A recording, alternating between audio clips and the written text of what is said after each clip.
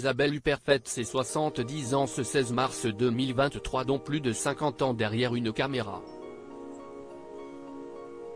En effet, l'immense actrice française apparaît ainsi à ses débuts dans le film de Nina Compagnie, Faustine et le bel été en 1972. Formée au Conservatoire de Versailles, à l'école de la rue Blanche puis au Conservatoire national supérieur d'art dramatique, Isabelle Huppert était faite pour jouer. Une passion qu'elle a transmise à ses héritiers, notamment son petit-fils qui a fait des débuts précoces et remarquables en tant que comédien. En effet, si l'ombre d'une est née aussi talentueuse qu'Isabelle Huppert peut réfréner des envies de cinéma, son petit-fils Gabriel Merz-Chama a franchi le pas.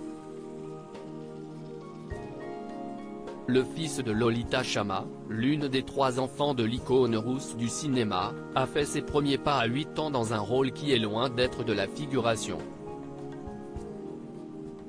Il joue dans Les Intranquilles de Joachim Lafosse, incarnant Amine, l'enfant du couple joué par Leila Bekti et Damien Bonnard. Inspiré par le récit autobiographique L'Intranquille de Gérard Garouste, cette œuvre bouleversante raconte l'histoire d'un peintre qui souffre de troubles bipolaires, ce qui a forcément des répercussions sur sa famille.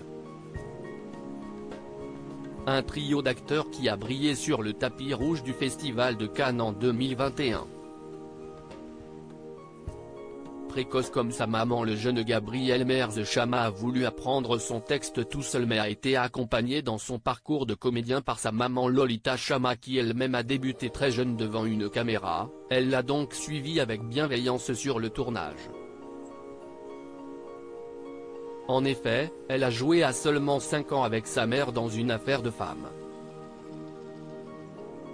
Comme son fils, elle a joué dans un drame, quoique encore plus tragique puisque ce long métrage de Claude Chabrol datant de 1988 fait le portrait d'une des dernières femmes guillotinées en France.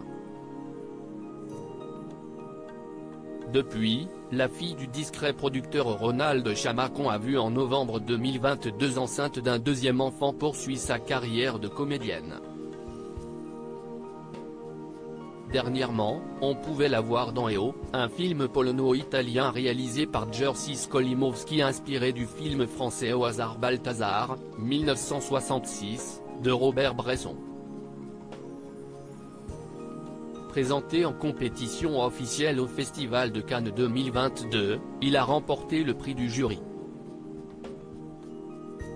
À quand le red carpet d'Isabelle Huppert réunit sa fille mais aussi son petit-fils.